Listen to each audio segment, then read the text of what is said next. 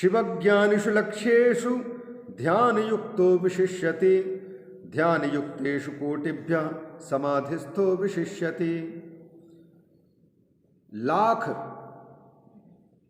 शिव ज्ञानी हों, ज्ञान योगी हों, उनमें से ध्यान योगी की प्रशंसा है, और करोड़ों ध्यान योगी हों, उनकी अपेक्षा नित्य समाधिस्थ शिव के चिंतन में शिव की ही भांति समाधिस्थ रहने वाले उनकी विशेषता है, वो विशेष हैं।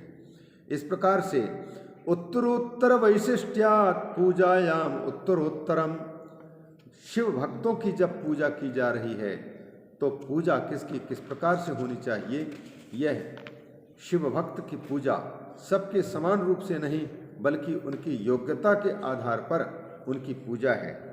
क्रिया योगी जो शिव की उपासना करने वाला शिव योगी है, शिव योगियों में क्रिया योगी है, उसकी पूजा साधारण मनुष्यों के न पूजा करने वालों की, न शिव के भक्त नहीं हैं, उनकी अपेक्षा शिव भक्त क्रिया योगी की पूजा, और उसकी अपेक्षा तपोयोगी की विशेषता है। तपोयोगी उससे भी ज़्यादा वंदनीय है, और तपोयोगी की अपेक्षा जप योगी 100 तप योगियों की अपेक्षा एक जप योगी की महत्ता है, पूजा है। जपयुक्त सहस्रेभ्य शिवज्ञानी विशिष्यते, और हजारों जप योगियों की अपेक्षा शिवज्ञानी की पूजा बड़ी पूजा है, और शिवज्ञानी हजारों लाखों शिवज्ञानियों में यही ध्यान योगी की विशेष पूजा मानी जाती है। और ध्यान योगी करोड़ों में हो तो उनमें से नित्य समाधिस्थ जो रहता है, निरंतर परमात्मा के चिंतन में डूबा हुआ है, उसकी पूजा सबसे बड़ी पूजा है। इस प्रकार से उत्तरोत्तर वैशिष्ट्य इन सब में है, विशिष्ट से विशिष्ट होते जा रहे हैं। उत्तरोत्तरम पूजायाम उत्तरोत्तरम फलम वैशिष्ट रूपम च दुर्विज्ञेयम मनीषिभिः। उत्तरोत्तर वैशिष्ट क्रम से की जाने वाली जो पूजा है, उस पूजा से प्राप्त होने वाले फल में भी फिर उत्तरोत्तर वैशिष्ट आएगा कि इस पूजा का फल इतना अधिक है, उस पूजा का फल इतना है। तस्माद् वै शिवभक्तस्य माहात्म्यं वेत्ति को नरः शिवशक्त्योः पूजनं च शिवभक्तस्य पूजनम। रोमहर्षण ऋषि जी कहते हैं, तस्मात् शिवभक्तस्य माहात्म्यं को नरः वेत्ति। इस संसार में भाई शिव भक्त की महिमा को कौन जान सकता है, अर्थात कोई जान नहीं सकता। शिव शक्त्योः पूजनम च शिव भक्तस्य पूजनम, शिव और शिवा की पूजा ये शिव भक्त की पूजा है।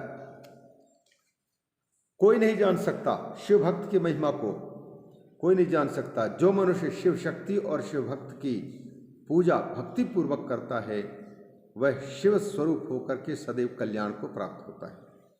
शिव शक्त्योः पूजनम च शिव भक्तस्य पूजनम कुरुते यो नरो भक्त्या स शिवः शिवम एधते। वह शिव स्वरूप होकर के वृद्धि को प्राप्त होता रहता है।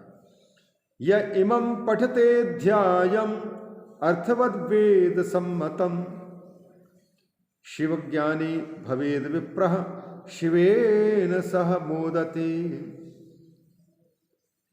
फलश्रुति करते हुए कहते हुए रोमहर्षण ऋषि जी कहते हैं, यह इमं पठते ध्यायम् अर्थवत वेद सम्मतम। इस अध्याय का जो भी वाचक श्रद्धा पूर्वक पाठ करता है, पाठ करते समय अर्थवत पाठ, अर्थयुक्त पाठ करे, अर्थानुसंधान पूर्वक इसका जो पाठ करता है, क्योंकि यह वेद सम्मतम है पुराणम।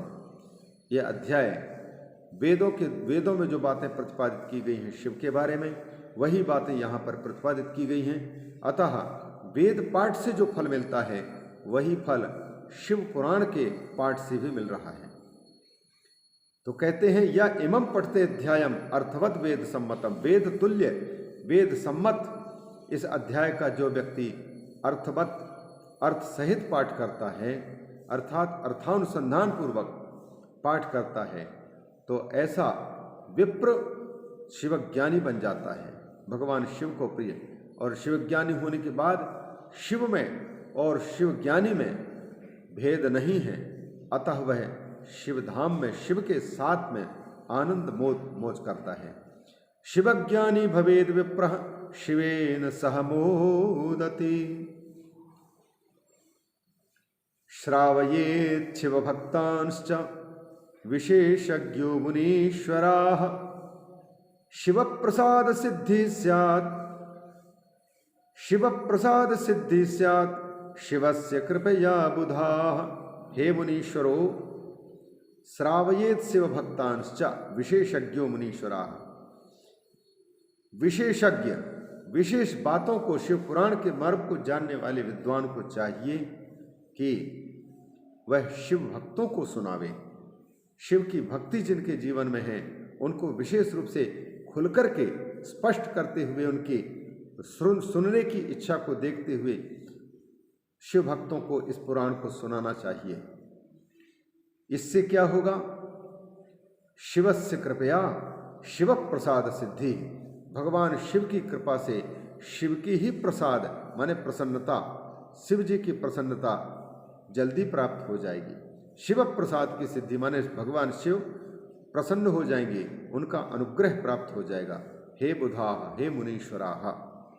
इस प्रकार से इस अध्याय में 153 श्लोक और 153 श्लोकों के अंतर्गत बहुत सी बातें स्पष्ट की गई, जिनमें षड्लिंग स्वरूप प्रणव का महात्म्य दिखाया गया, उसके 2 स्वरूप सूक्ष्म प्रणव और स्थूल प्रणव का वर्णन किया गया।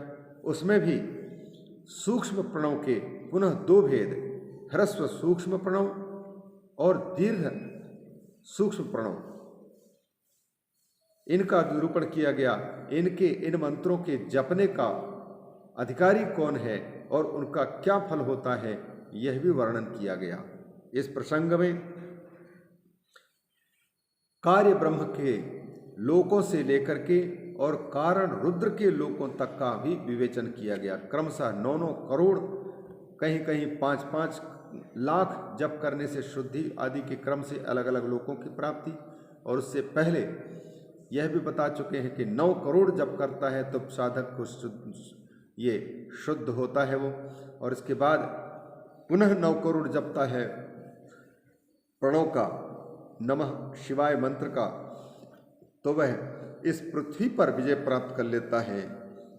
पृथ्वी तत्व पर पुनः 9 करोड़ जप करता है तो पृथ्वी जिससे उत्पन्न हुई है उस जल तत्व पर विजय प्राप्त कर लेता है, और पुनः 9 करोड़ जप करता है तो अगले जल की उत्पत्ति जिस तेजस तत्व से हुई है उसको भी जीत लेता है। इस प्रकार से पृथ्वी, जल, तेज, वायु, आकाश, इन 5 पर विजय प्राप्त कर लेता है।